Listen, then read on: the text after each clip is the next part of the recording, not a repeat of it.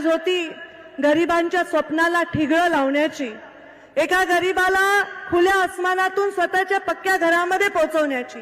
डोळ्यातलं माता बहिणीचं पाणी हे नळामध्ये आणण्याची, तेव्हा प्रधानमंत्री नरेंद्र मोदी या देशाला लाभलेले आहेत. आणि या सर्व योजना, या योजनांची पूर्ण वाचून ज्यांनी दाखवलं त्या सगळ्या मंत्र्यांनी त्याची पुनरावृत्ती मी करणार नाही. त्या योजनांनी 100 वर्ष